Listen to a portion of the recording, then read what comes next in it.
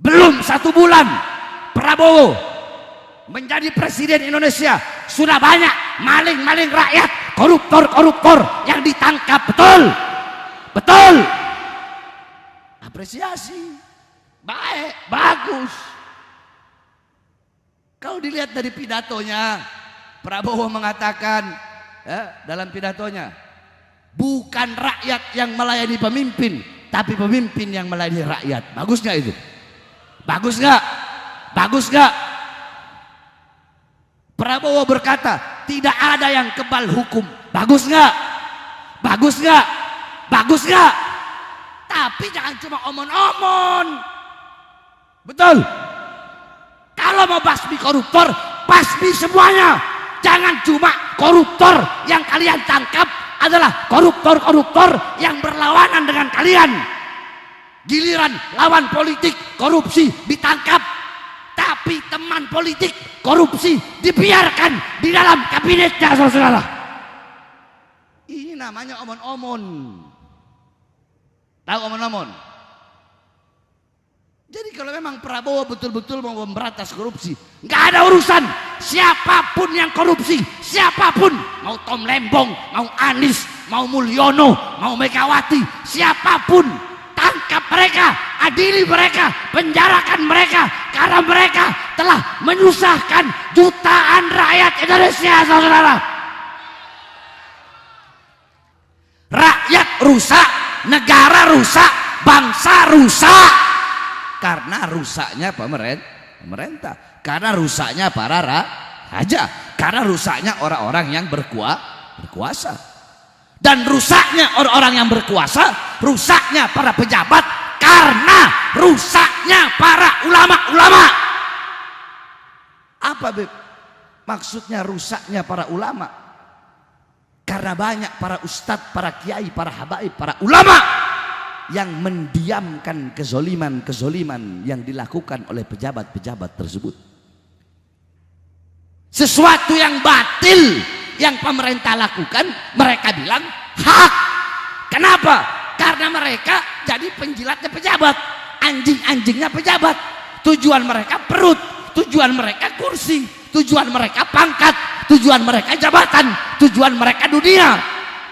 Sehingga apa? Sehingga rusak. Jadi semua itu kembali kepada ulama.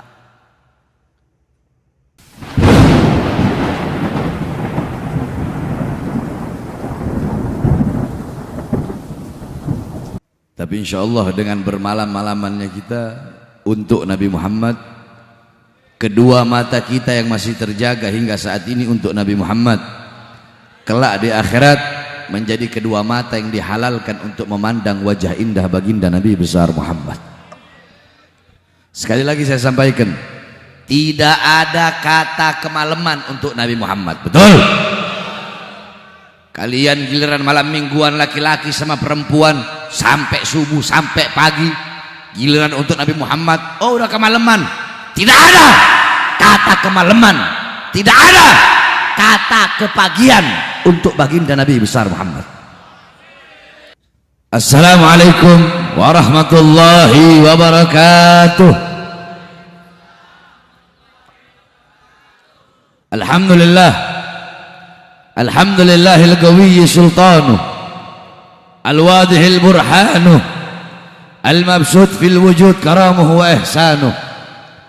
Allahumma salli wa sallim wa barik wa karrim wa azim ala nuril anwar wa sirril asrar wa tiryakil akhyar wa miftahi babil yasar sayyidina wa maulana Muhammadinil Mukhtar wa alihil athhar wa ashabihil akhyar adada ni'amillahi wa ifdalih, amma ba'd.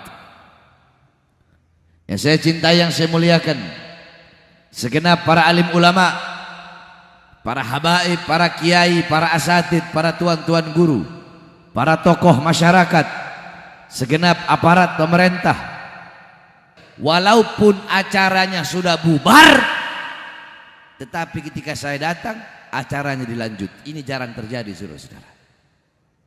Ini menunjukkan bahwasanya semangat masyarakat Pakayon begitu luar biasa. Alhamdulillah. Saudara-saudara sekalian yang dimuliakan oleh Allah, mungkin tadi telah panjang lebar para kiai, para ustadz, para habaib menjelaskan tentang maulid baginda Nabi besar Muhammad. Betul? Menjelaskan kemuliaan Nabi, keagungan Nabi Muhammad. Jadi pada kesempatan yang mulia ini saya tidak membahas itu.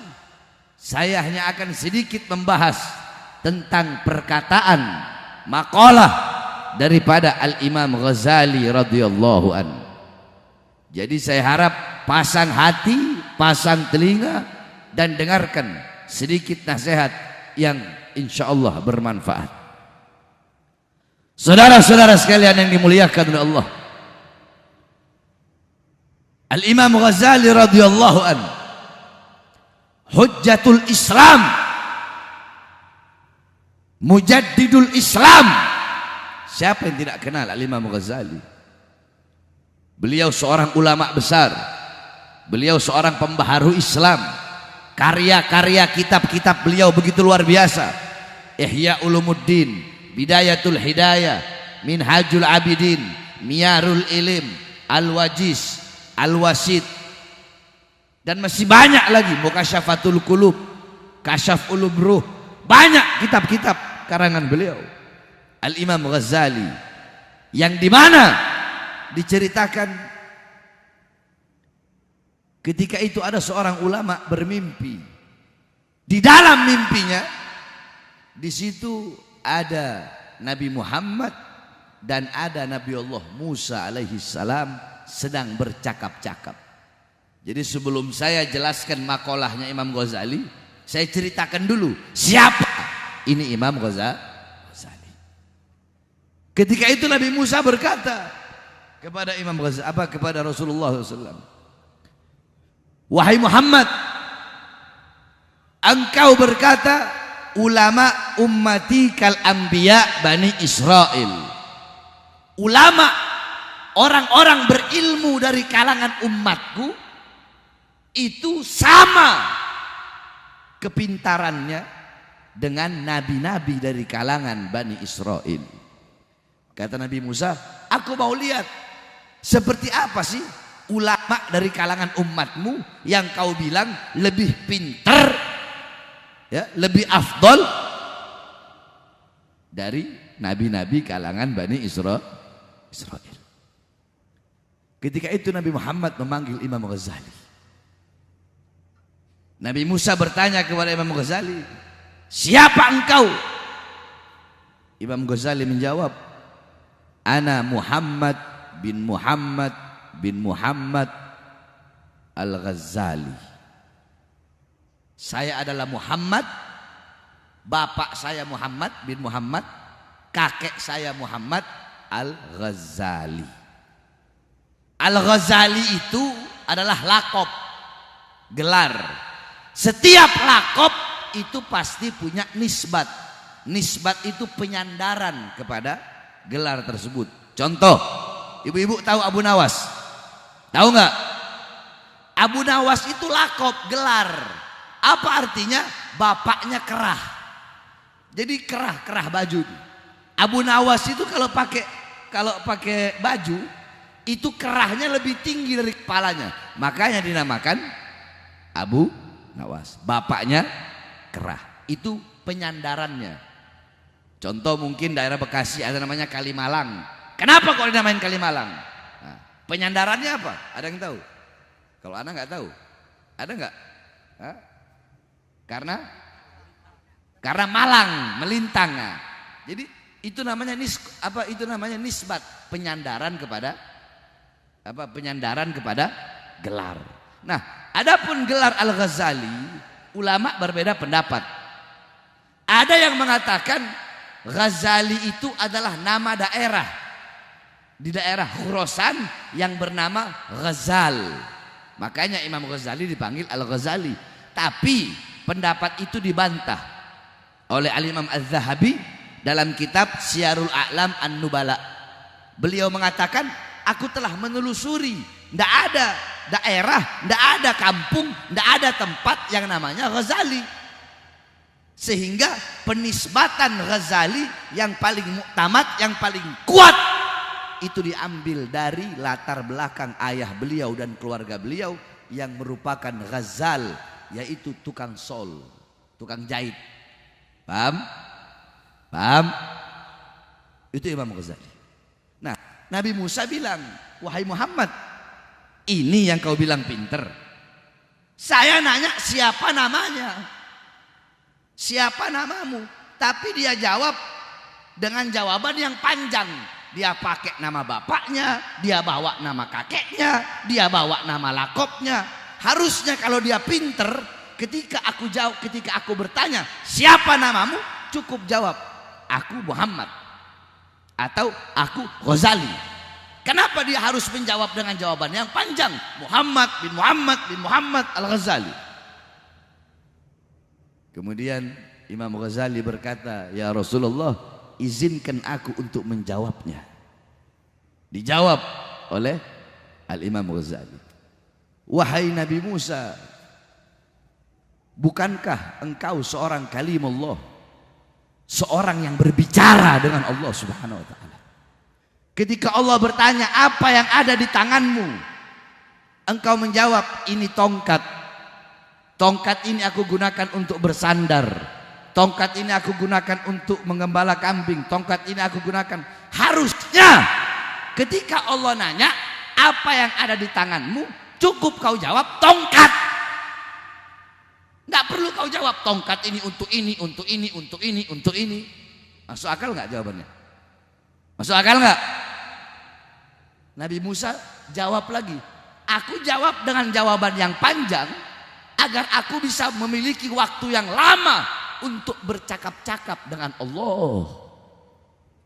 Dijawab lagi sama Imam Ghazali, aku juga menjawab dengan jawaban yang panjang agar memiliki waktu bercakap-cakap yang lama denganmu, yang dimana engkau telah bercakap-cakap lama dengan Allah Subhanahu wa ta'ala. Barulah Nabi Allah Musa mengakui kehebatan daripada ulama umat Nabi Muhammad SAW. Itu Al-Imam Ghazali.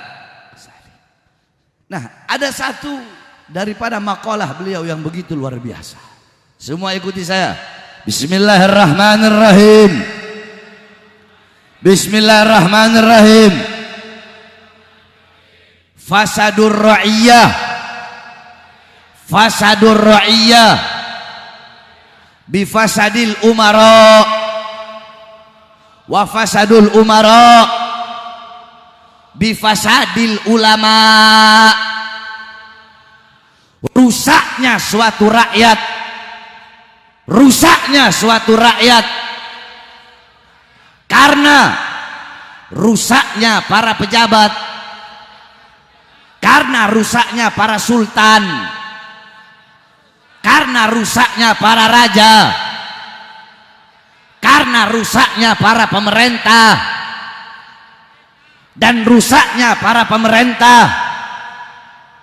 karena rusaknya para ulama. Nanti saya jelaskan. Fasadur ra'iyah bifasadil umara au muluk au salatin, wa fasadul umara au muluk au salatin bifasadil ulama.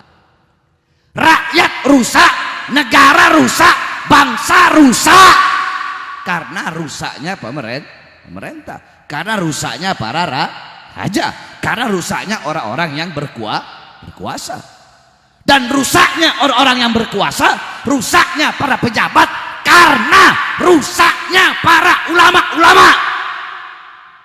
Apa Beb? Maksudnya rusaknya para ulama? Karena banyak para ustadz, para kiai, para habaib, para ulama yang mendiamkan kezoliman-kezoliman yang dilakukan oleh pejabat-pejabat tersebut.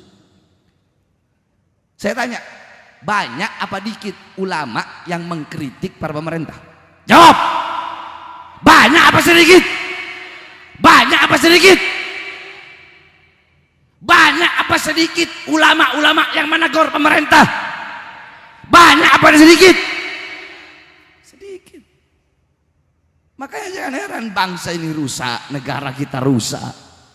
Karena apa? Rusaknya para pejabat rusak karena banyak ulama-ulama yang jadi anjing-anjingnya pejabat, berdiri di depan pintu pejabat, bukannya mengkritik pejabat kalau ada keputusan-keputusan mereka yang salah, bukannya membenarkan, bukannya mereka memberikan pelajaran, memberikan teguran, ini salah, ini yang benar, ini benar, ini yang salah, ini enggak, kebalik. Kesalahan yang dilakukan pemerintah mereka benarkan. Sesuatu yang batil yang pemerintah lakukan mereka bilang hak. Kenapa? Karena mereka jadi penjilatnya pejabat, anjing-anjingnya pejabat. Tujuan mereka perut, tujuan mereka kursi, tujuan mereka pangkat, tujuan mereka jabatan, tujuan mereka dunia. Sehingga apa? Sehingga rusak. Jadi semua itu kembali kepada ulama. Jadi saudara-saudara, jangan pernah kita ini menyalahkan. Ada sosok Habib Rizik yang selalu mengkritik kebijakan-kebijakan pemerintah, yang kebijakan-kebijakan itu menyengsarakan rakyat.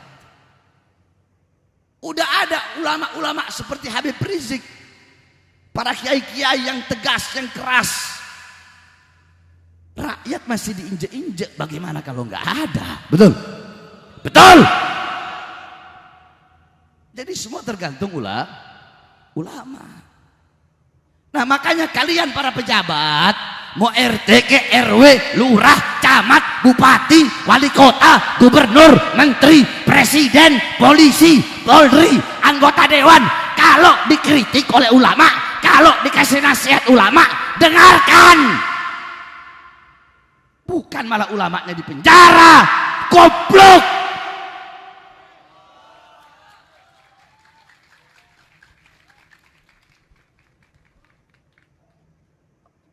Saudara-saudara sekalian yang dimuliakan oleh Allah, kita hidup di akhir zaman. Fitnah di mana-mana, kerusakan di mana-mana, maksiat di mana-mana, mabuk di mana-mana, pelacuran di mana-mana, narkoba di mana-mana. Orang tidak punya lagi malu.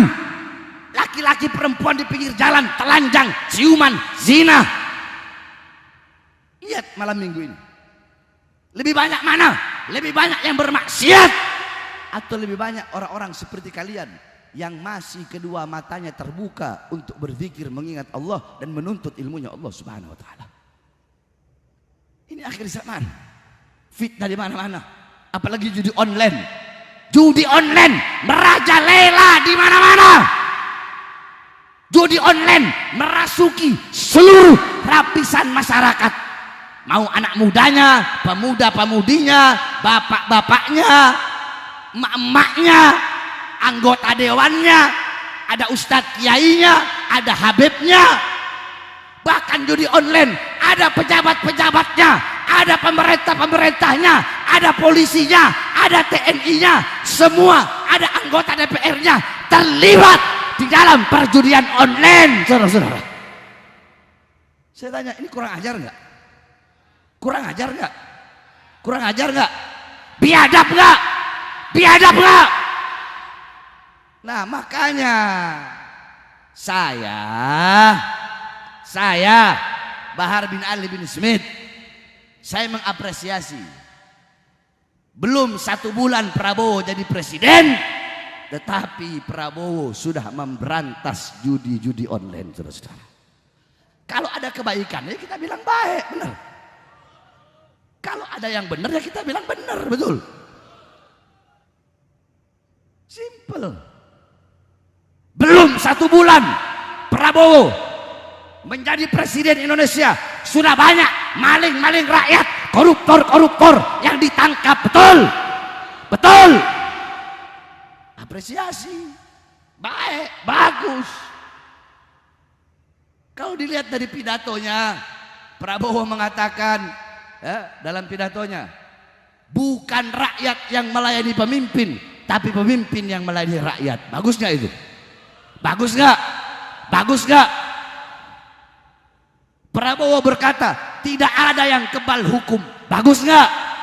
Bagus nggak? Bagus nggak? Tapi jangan cuma omon-omon. Betul? Kalau mau basmi koruptor, basmi semuanya. Jangan cuma koruptor yang kalian tangkap adalah koruptor-koruptor yang berlawanan dengan kalian. Giliran lawan politik korupsi ditangkap, tapi teman politik korupsi dibiarkan di dalam kabinetnya, saudara. Ini namanya omon-omon. Tahu omon-omon? Jadi kalau memang Prabowo betul-betul mau memberantas korupsi, nggak ada urusan siapapun yang korupsi, siapapun, mau Tom Lembong, mau Anies, mau Mulyono, mau Megawati, siapapun, tangkap mereka, adili mereka, penjarakan mereka, karena mereka telah menyusahkan jutaan rakyat Indonesia, saudara. Itu baru namanya pemimpin yang adil, betul. Tapi kita belum tahu, kita lihat bagaimana ke depan, betul? Betul. Makanya ada orang-orang ngomong begini, Habib Bahar kalau Prabowo udah dilantik nggak bakal lagi Habib Bahar berani ngeritik presiden. Wah, banyak yang ngomong begitu. Weh bos, tanggal 20 Oktober pas pelantikan presiden saya ceramah di Lampung, yang hadir ratusan ribu orang. Ya, di situ saya bahas, saya bilang apa? Saya doakan Allah berikan kekuatan kepada Prabowo untuk membawa bangsa ini menjadi bangsa yang makmur, jaya, sentosa, bangsa, negara, dan rakyatnya. Tapi ingat, kalau suatu saat nanti Prabowo membuat kebijakan-kebijakan yang menyengsarakan rakyat, merugikan rakyat, maka saya Bahar bin Smith orang yang pertama melawannya sampai titik darah penghabisan, saudara. Saya nggak ada urusan. Saya ini nggak ada urusan. Saya kemarin itu golput, saya nggak ada urusan. Nggak ada urusan saya. Andaikan Anies jadi presiden, terus khianati bangsa, khianati rakyat, andaikan Anies kemarin yang jadi, saya makan Anies. Saya ini nggak ada urusan. Makanya kalau Prabowo bilang tidak ada yang kebal hukum, ayo, weh, rakyat lihat, masyarakat melihat, ayo. Kalau memang tidak ada yang kebal hukum, pertama, lihat menteri-menteri, ketika menteri-menteri yang berada, menteri-menteri yang berada kemarin, ketika zaman Jokowi menjadi presiden, si Mulyono, berapa banyak menteri-menteri yang korupsi? Mau kau lindungi? Jangan, tangkap, betul, penjarakan, betul, bikin menderita, betul, sebagaimana lebih menderita daripada penderitaan rakyat, sebab mereka rakyat menderita, sebab mereka rakyat susah, sebab mereka rakyat pengangguran. Kalau memang jangan kau, jadi jangan sekedar gaulun bila amalin, ngomong tanpa berkata, berbicara tanpa melakukan. Jangan. Kalau apa yang kau omongkan gaulun biamalin, kalau ngomong ya lakukan. Kalau memang tidak ada yang kebal hukum, ya sudah, sana kau suruh KPK, kau suruh Kejaksaan Agung periksa Mulyono beserta keluarganya. Berapa banyak uang yang mereka korupsi, uang rakyat, uang negara. Tidak lanjuti, selidiki. Betul? Ini baru namanya adil, ini baru namanya pemimpin yang tegas. Kalau lawan politik tersangka korupsi, teman politik korupsi dibiarkan, ya ini namanya pemimpin munafik, betul? Makanya wahai Prabowo saya sampaikan, coba ayo. Pertama, Fufu Fafa. Oke lah, saya nggak mau bahas masalah Fufu Fafa menyerang personal pribadi, itu urusan mereka. Yang saya bahas, Fufu Fafa pernah menistakan Islam di dalam akunnya, betul? Betul. Kalau memang engkau ingin menegakkan hukum tajam di atas, tajam di bawah, maka jangan tebang pilih. Itu Fufu Fafa, engkau cari tahu kemudian engkau selidiki, kalau memang benar wakilmu adalah Fufu Fafa, maka makzulkan, tangkap dan penjarakan, saudara-saudara. Kadang-kadang ada urusan. Saya Bahar bin Smith nggak ada urusan. Semua saya sikat. Semua saya sikat, saya nggak ada urusan. Deddy Mulyadi saya sikat, Suswono saya sikat, dulu Megawati saya sikat, dulu siapa ini Sukmawati yang bahas masalah konde itu hina Islam saya sikat. Siapa lagi? Gus Muafik yang bilang Nabi Muhammad kompros. Tahu kompros? Bahasa Jawa kompros itu artinya jorok, ingusan. Saya sikat. Banser waktu bahas bendera kalimat tauhid, waktu kalimat tauhid bendera Allah dibakar, saya bahas. Semuanya saya bahas, semua saya bantai, nggak ada urusan. Mau Pak Banteng, mau Jokowi, mau siapa, semuanya saya makan. Saya selama benar, tidak ada yang saya takutkan, saudara-saudara. Manusia yang paling saya takuti cuma satu, saya punya ibu. Pulang dari sini, mau penjarakan saya, silahkan. Nggak usah nunggu ditangkap, saya yang datang. Jadi jangan. Apalagi mau pilkada begini. Mau pilkada begini. Pejabat-pejabat itu butuh sama rakyat kalau ada maunya doang. Janji palsu, saya akan memakmurkan rakyat, saya akan mensejahterakan rakyat.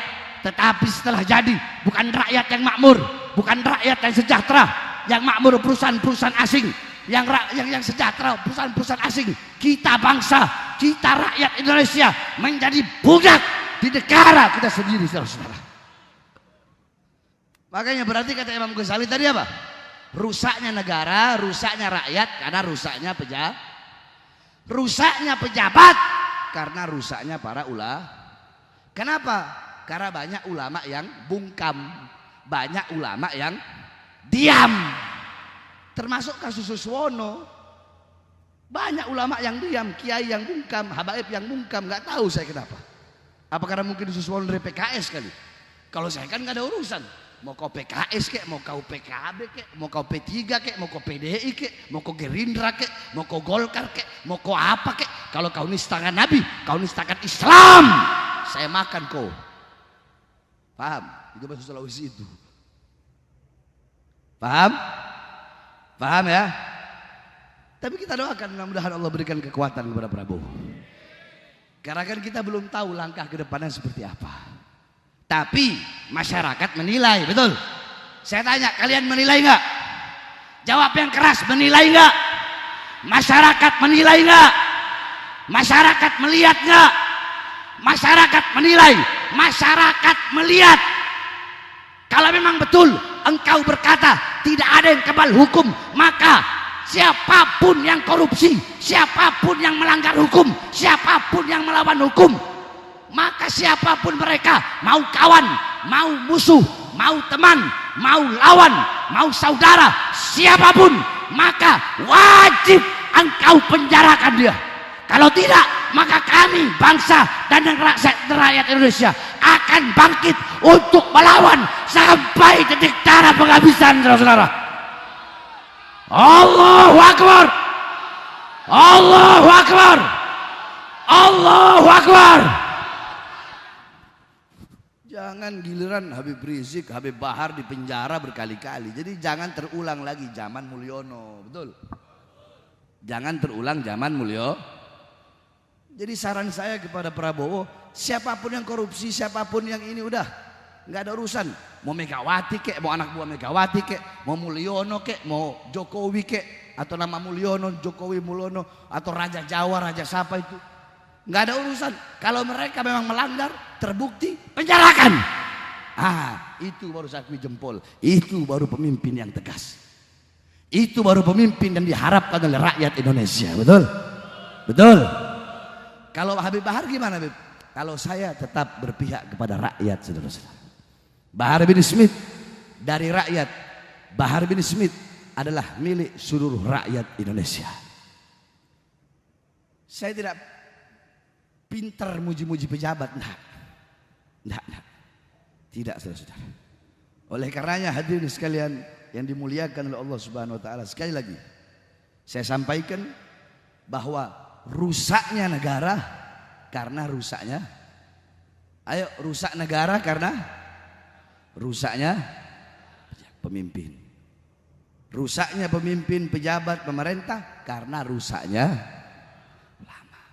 Nah, ini udah ulama yang ngeritik pemerintah, ulama yang nasihatin pemerintah sedikit. Terus malah dimasukin penjara. Habib Rizik masuk penjara, saya keluar masuk penjara. Apa ini? Sedangkan koruptor-koruptor berkeliaran. Hah? Ada apa? Prabowo, jangan mau kau disetir oleh Jokowi. Karena apa? Karena dugaan saya, Jokowi menjadikan anaknya Gibran sebagai wakil Prabowo itu untuk melanjutkan dinasti kekuasaannya untuk bangsa dan rakyat Indonesia, saudara. Anak SMA juga tahu kok itu. Udahlah, jangan bohong-bohongi rakyat, jangan enggak. Rakyat gak bodoh, betul. Tapi tadi kembali lagi, kebijakan-kebijakan yang baik wajib bagi kita rakyat untuk mendukung, betul. Seperti yang saya bilang, belum 1 bulan udah banyak koruptor yang ditangkap. Belum 1 bulan udah banyak itu orang-orang yang judi online itu.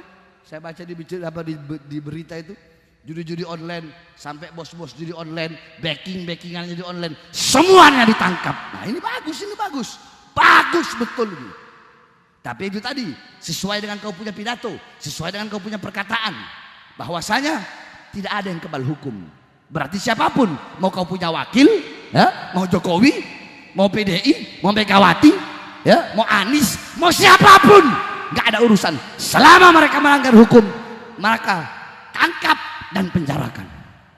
Terus Beb, kalau Habib gimana? Sekali lagi, saya berada di pihak rakyat. Bagi bangsa, bagi kalian masyarakat, bagi kalian rakyat, jangankan di penjara. Nyawa saya, jiwa saya, darah saya murah harganya, tumpah untuk bangsa, negara dan rakyat Indonesia yang saya cintai, saudara. Allahu Akbar. Hidup rakyat Indonesia merdeka, merdeka, merdeka. Allahu Akbar. Makanya mudah-mudahan Allah Subhanahu wa taala berikan kepada Prabowo kekuatan. Allah berikan kekuatan, Allah berikan dia keadilan, rasa untuk berbuat adil, untuk memberantas semua penjahat-penjahat konstitusi. Sebab kan pejabat sekarang ngomongnya begitu. Ini negara konstitusi, ini negara demokrasi. Bangsat, kau ngomong begitu tapi kau yang mengencingi konstitusi. Betul? Kau ngomong begitu tapi kau yang menodai kesucian demokrasi. Betul? Betul? Kau giliran mau pilkada, mau giliran mau pemilihan dewan, pemilihan bupati, yang nggak pakai jilbab, tahu-tahu pakai jilbab. Yang nggak pernah ke masjid, datang ke masjid. Hah? Yang nggak pernah datang majelis taklim, datang majelis taklim. Yang nggak pernah pakai peci, mendadak jadi santri, saudara-saudara. Banyak gak? Banyak gak? Banyak gak? Dan ini terjadi di hampir seluruh wilayah Indonesia, saudara-saudara. Makanya saya nggak heran. Makanya saya dari dulu itu mau pemilihan presiden kek, mau pemilihan gubernur kek, mau pemilihan wali kota kek, mau pemilihan bupati, saya nggak pernah pilih. Apa kalau nggak pernah pilih itu ya? Golput ya, golput. Saya nggak pernah pilih. Saya nggak pernah pilih. Mau siapapun saya nggak pernah pilih. Oleh karenanya ini menjadi pelajaran bagi kita. Dan ini juga menjadi pelajaran bagi kalian para pemerintah. Bahwasanya ingat, negara, rakyat rusak tergantung baik buruknya kalian. Kalian baik, rakyat pun. Kalian bagus, rakyat pun. Kalian rusak, rakyat pun. Nah, baik buruknya kalian sebagai pejabat tergantung dari ulah. Nah, jadi sekarang kalian tahu harus ngikut ulama yang seperti apa, saudara-saudara. Paham? Paham? Sekarang kalian bisa mengetahui, bisa memilih, harus mengikuti ulama yang seperti apa. Sebab banyak sekarang ini saya lihat orang-orang ini nyari suhroh. Tahu suhroh? Nyari tenar. Mereka nyari tenar dengan segala cara. Contoh, Ada kemarin anak-anak laporan ke saya. Anak-anak laporan, Beb, ini ada satu orang, ya, nggak tahu orangnya kurus-kurus kecil, terus pakai imamah begitu. Kalau saya lihat dari penampilannya sih kayak Wahabi begitu dia. Terus dia bikin berita-berita hoak, Beb. Berita hoak apa? Ini 2 minggu lalu dia bilang Habib ditangkap polisi. Terus dia bilang Habib lagi ceramah dilempar botol. Terus baru 2 hari lalu dia bilang Habib Bahar sekarat hampir mati karena takut ditangkap polisi. Saya cuma ketawa. Saya bilang sudah biarkan saja. Itu mereka yang begitu-begitu itu, mereka membenci saya, menghina saya, mencaci saya, memaki saya, menfitnah saya. Mereka nggak sadar kalau saya adalah nafkah bagi mereka. Paham? Walafu minkum, wassalamualaikum warahmatullahi wabarakatuh. Salatullah salam. Allahumma nas'aluka khairan salam wa khairan wa khairan najah wa khairan ma'ruf wa khairan mamat wa thabbitna wa thaqil mawadana wa haqiq imana wa anta maulana fansur al-qawmil kafirin wal zalimin wal fajirin wal fasikin wal kadhibin wal mudhabdhabin wa min sultanil jairin wa min umara'il zalimin fa innaka khairan nasirin ya rab. Allahumma baddid syamlahum, Allahumma farriq jamahum, Allahumma aqlil ladahum, Allahumma jari da'irat alaihim, Allahumma usil adaba ilaihim, Allahumma aghrij ban da'iratil hilm waslubhul madal imhal wa ghul aydiyahum warbut ala qulubihim wa la tuballighumul amal. Allahumma mazighum kulla mumazzak mazzaqta min adaika intisara li amrika rusulik wa awliyaik. Allahumma antasir lana intisaraka li ahbabika al adaik. Allahumma antasir lana انتصارك لأحبابك لأعدائك. اللهم انتصر لنا انتصارك لأحبابك لأعدائك. حاميم حاميم حاميم حاميم حاميم حاميم حاميم حم الأمر وجاء النصر فلا ينصرون. حاميم عين سين كاف حماية من منحف. اللهم اجنا شر الأسواء ولا تجهل مهل البلواء. اللهم اتل العمل الرجاء وفوق العمل.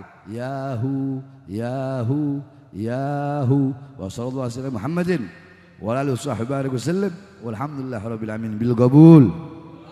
Salatullah